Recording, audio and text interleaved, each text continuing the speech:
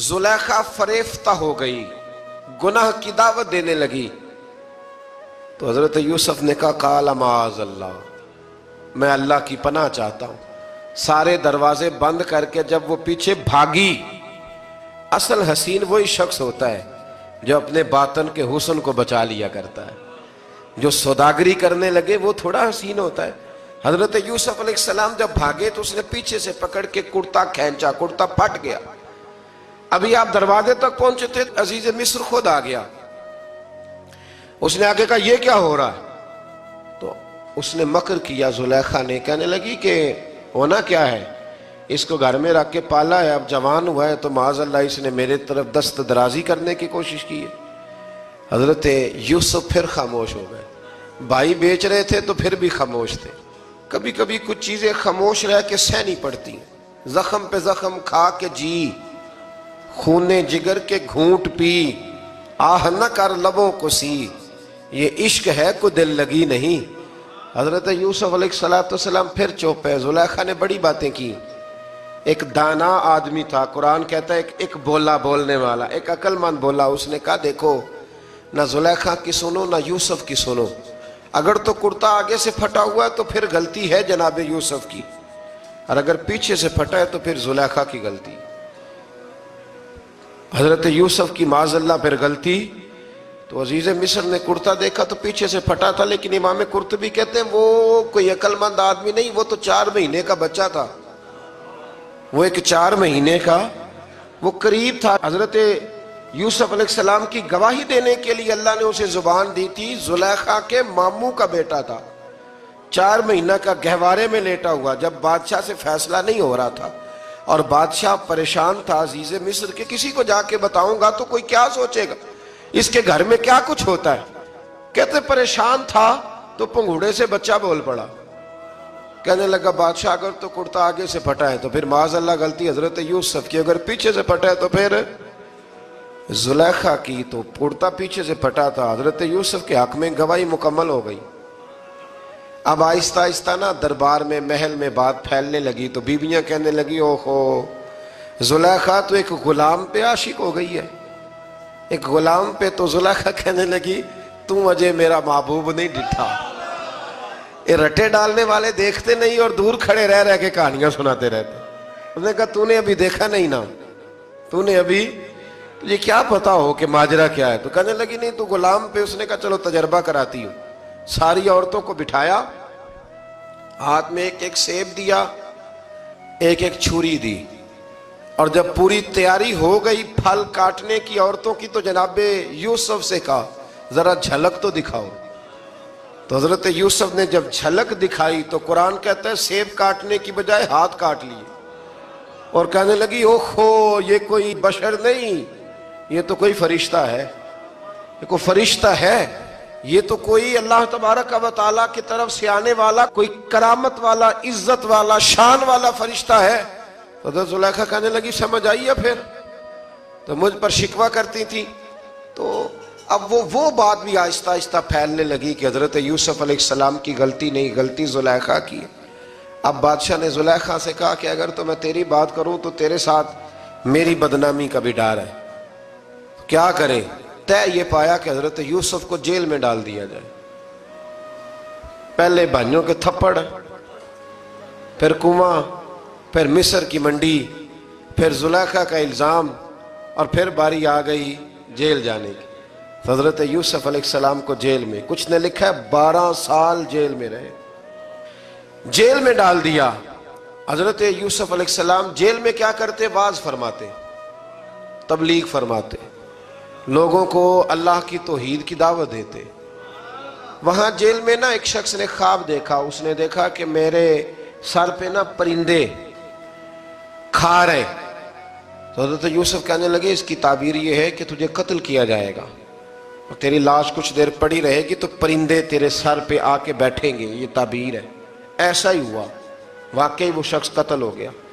ایک شخص نے دیکھا کہ وہ شراب کشید کر رہا ہے، اس نے بھی تعبیر پوچھی تو آپ نے فرمایا تو اپنے بادشاہ کو پلائے گا۔ محسوس ہوتا ہے کہ اتنی دیر تک شراب ناجائز نہیں تھی، تو اس کو شراب پلائے گا، یہ اس کی تعبیر ہے۔ وقت گزرتا گیا. وقت جو ہوتا ہے نا، وقت یہ خود بخود لوگوں کی بے گناہی ثابت کر دیتا ہے.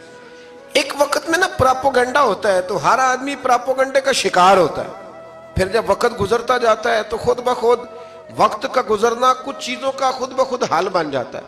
حضرت یوسف علیہ نبینا علیہ السلام کو جب 12 سال بیت گئے تو بادشاہ نے، عزیز مصر نے خواب دیکھا. اس نے خواب دیکھا کہ 7 موٹی تازی گائیں دبلی پتلی گائیں کو کھا گئی، اور 7 خشک بالیاں ہیں اور 7 سرسبز و شاداب بالیاں ہیں. اپنے وزیر سے کہنے لگا کوئی تعبیر والا بندہ ملے. اس نے کہا کہ ایک بندہ ہے جس کی تعبیریں بڑی سچی ہیں. کہا وہ کون؟ کہنے لگے جناب یوسف. تو قید خانے میں پیغام بھیجا حضرت یوسف کو کہ خواب کی تعبیر بتائیں. تو جناب یوسف نے یہ نہیں کہا پہلے مجھے باہر نکالو، یہ نہیں فرمایا. فرمایا تعبیر یہ ہے، یہ جو 7 خشک بالیاں دیکھی ہیں نا، اس کا مطلب ہے کہ 7 سال تنگ دستی رہے گی، اور 7 سرسبز بالیاں دیکھی ہیں تو پھر 7 سال اللہ خوشحالی دے دے گا. اور فرمایا یہ جو تم نے گائیں دیکھی ہیں موٹی تازی وہ کھا گئیں، فرمایا اس کی تعبیر یہ ہے کہ کوشش کرنا کہ جو تمہارے پاس دن یہ چل رہے ہیں جن میں سرسبز و شاداب ہے کھیتیاں، تو 7 سالوں کے لیے اناج جمع کر لینا، بالیوں کے اندر ہی رہنے دینا، باہر نہ نکالنا. اور پھر اگلے جو خشک سال ہوں گے نا، وہ یہ جو جمع پونجی کی ہوگی نا، اس کی برکت سے وہ 7 سال آسانی سے. اس پر ہمارے مفسرین نے لکھا ہے، اس آیت پر صوفیاء اور بزرگ تو کہتے ہیں نا سارا اللہ کے راستے میں دے دو، یہ بھی بات اچھی ہے، لیکن اگر کوئی اپنے بچوں کے لیے آنے والے وقت کے لیے کوئی چیزیں سنبھال کے رکھے تو یہ بھی سورہ یوسف سے ثابت ہے. یہ بھی سورہ یوسف سے، تو یہ بھی کوئی ایسا فعل نہیں ہے جس پر کوئی شخص تنقید کر سکے. عام دام برسر مطلب حضرت یوسف نے جب تعبیر بتائی تو بادشاہ کہنے لگا کہ انہیں باہر نکالو. آپ فرمانے لگے میں نہیں نکلتا بھائی، نہیں نکلتا میں جیل سے، یہی ٹھیک ہوں میں. آپ کیوں نہیں نکلتے؟ کہنے لگے پہلے اعلان کر کے لوگوں کو بتا کہ میں بے قصور ہوں. وہ جو تو نے پراپوگنڈا کیا نا اپنے منہ سے اعلان کر. اس نے جناب زلیخا کو بلایا، ان عورتوں کو بلایا.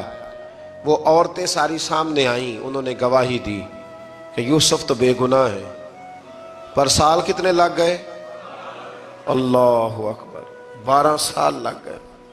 یقین کریں کچھ لوگوں کو یہ ثابت کرنے میں نا کہ میں ٹھیک ہوں زندگی بیت جاتی ہے، اور میں تمہارا خیر کا ہوں زندگی بیت جاتی ہے. لوگوں کو ہوش تب آتی ہے جب مزار پر چادر ڈالنے کا ٹائم آ جاتا ہے، ہوش تب آتی ہے، لیکن پھر ہوش کا کوئی فائدہ.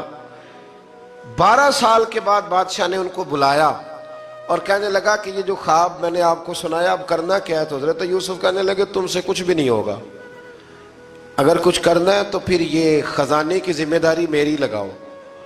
اگر کوئی قابل آدمی ہو تو وہ آگے بڑھ کے بات کر سکتا ہے. یہاں ہر بندہ ہی آگے بڑھ کے کہتا ہے مجھے دے دو ڈیوٹی، لیکن قابل ہو تو وہ آگے بڑھ کے بات کرے اور سمجھے کہ میرے علاوہ کسی کے لیے مشکل ہے تو پھر وہ آگے بڑھے. حضرت یوسف نے جب کہا تو انہوں نے آپ کو وزیر خزانہ بنا دیا. پھر ایک وقت آیا کہ وہ عزیز مصر ہی بن گئے. قحط پڑ گیا، جب مصر میں قحط پڑا تو دائیں بائیں بھی قحط پڑا.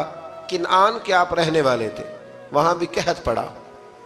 حضرت یعقوب بیٹے کی یاد میں رو رو کے تو آنکھوں کی بینائی چلی گئی. اور یارو باپ بھی بڑا ہی پیار کرتا ہے، بڑا ہی پیار کرتا ہے، بڑا ہی. پتہ ہے باقی تمہیں تحفے دیتے ہیں، باقی تم سے محبت کرتے ہیں، تو باپ تو بیٹے کو اپنی جوانی دے دیتا ہے، اپنی جوانی اپنے بیٹے کے نام کر دیتا ہے. باپ بھی بڑا ہی پیار کرتا ہے. سنگیو کوئی نہیں تول سکتا.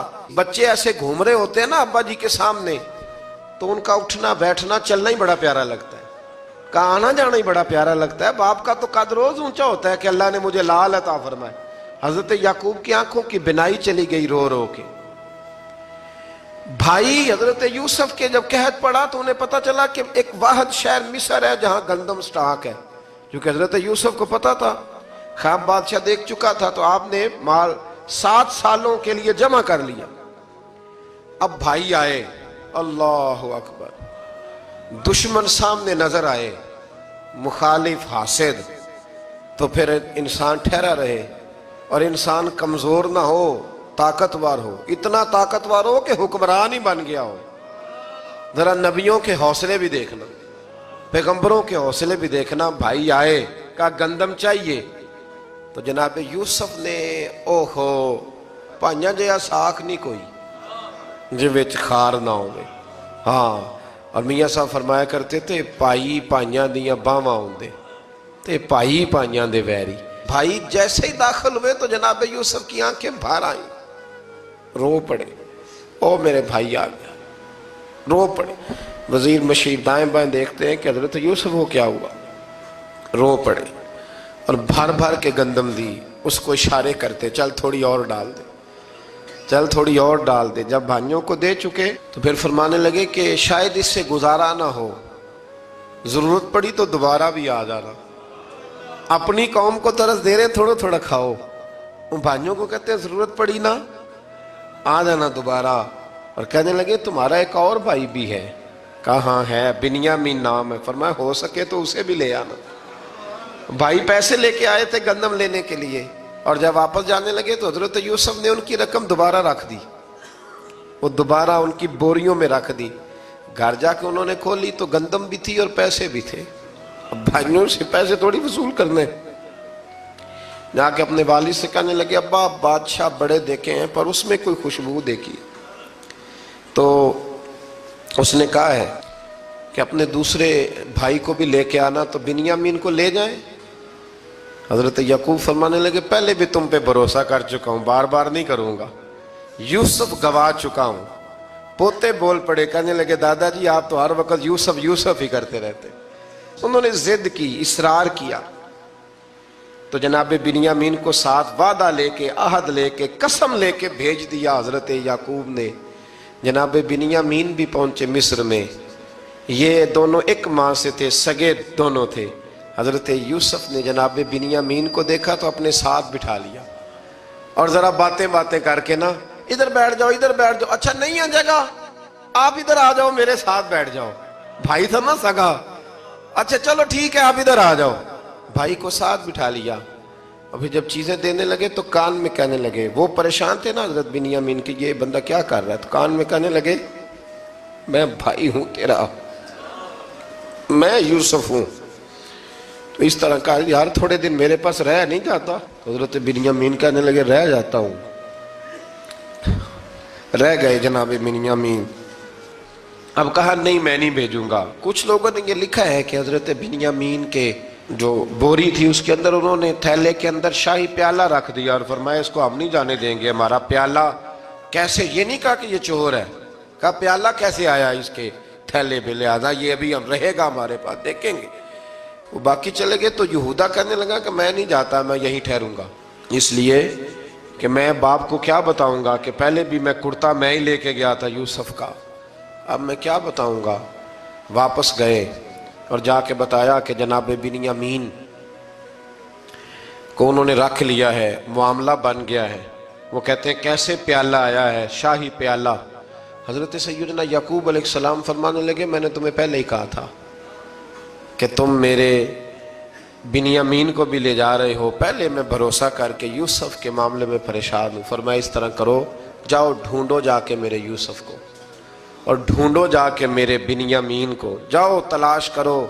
अल्लाहु अकबर।